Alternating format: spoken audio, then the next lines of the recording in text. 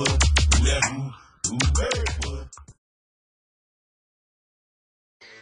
just didn't feel love anymore. I felt so empty. It's also a struggle trying to figure out what's right and what's wrong. I look at my life and just wonder, is this it? Is this all there is? I want to change. I just don't know how.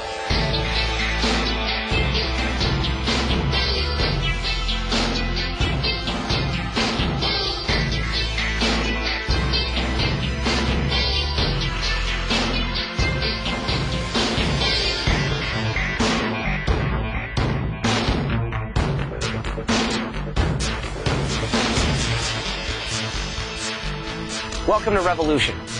Christian rap group Grits, which stands for Grammatical Revolution in the Spirit, is a life-affirming alternative in Christian music. Along with other awards, Grits took home a Dove Award this year. Their music is the honest exploration of our need for faith in God. We've never had any doubts as far as where we're headed, where we want to be, and it's always been to be that alternative and to be the light in the midst of the darkness, because they'll never get it if you don't go to them. We just pretty much look at the example that Christ set, how he went out to the people to help them. We're relevant to culture. I mean, we study, we know what we're up against, and we have a respect for the culture. You know, a lot of times, we hear people who are quick to bash, this rapper or that rapper. And a lot of times we just hear people's hearts on their records, man. It's like, you know what, it may appear that they're glorifying, this or that, but at the same time, that's all they know until they come into close contact with the truth. That's what they're going to continue to know. We want to be among the people that are out there living their lives in this temporary mindset so that we can offer them a permanent answer. We want to be that entity that can come in and connect with these cats and say, look, man, we come from some of the same things you come from, but at the same time, we know that there's a truth out there that's real, and we've taken it as our own. And that truth is Christ. We're not ashamed of that. That's where the impact happens.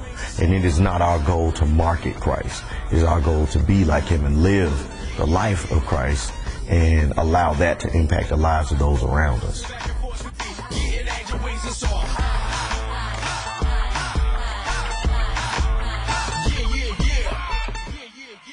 Grits has a passion to be like Christ and live that life in the world. And in a world that is so skeptical and cynical, that can be difficult. Some of our friends and even our own family members will openly challenge Christianity, and that can lead to doubts about your own spiritual journey and about what you believe. I feel lonely because I feel like there's nobody there to help me get through a situation. I feel like nobody can help me because I'm going through it, and they can't be me and fix it for me. But I have to do it myself, and I feel like I shouldn't have to do that. I do get angry with God sometimes just because he doesn't answer my prayers how I wanted it to be answered, and sometimes I feel that he's just not even there. I think that my relationship with God kind of faded after that, and I would just stop talking to him about my problem because I thought, if he hasn't helped me now, he's never going to help me with it. I have questioned God and whether Jesus dying on the cross for us was real, because it's just such an unbelievable story. You don't think that all that could have happened. A lot of people make up stories that we all believe are true, but they aren't. So it makes me wonder, what if he didn't really die for us? When a teenager says to me that they have doubts about some of the basics of faith, I would say, what a crowd that you are a part of. I have met so many wonderfully committed believers who started with great doubts. Doubts is a part of the spiritual journey. As a matter of fact, John the Baptist, towards the end of his life, had doubts about Jesus, and was he really the one who he said he was? And Jesus called John the Baptist one of the greatest to ever live. So don't be afraid of doubt. Doubt's an okay thing.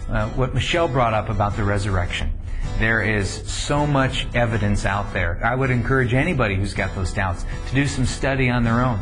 Don't just go, oh, it sounds like a great story, or Christians had to make it up, or it wouldn't be real, or believing what somebody else said. You go after the evidence, because what that's going to do, it's going to strengthen your faith. There's been nothing about the resurrection in over 2,000 years that has been disproven. And don't you think that there would be so many people who are antagonists to Christianity would love to disprove the resurrection? Doubts can lead to answers. Truth has nothing to hide. Go for it. God can handle our doubts. He can handle our questions. And people can argue about creation and Noah's Ark and Jesus walking on water. But it really comes down to a basic question. Do you have faith that there's a God who has power over the universe? Do you have faith in a God who cares about you and who loves you?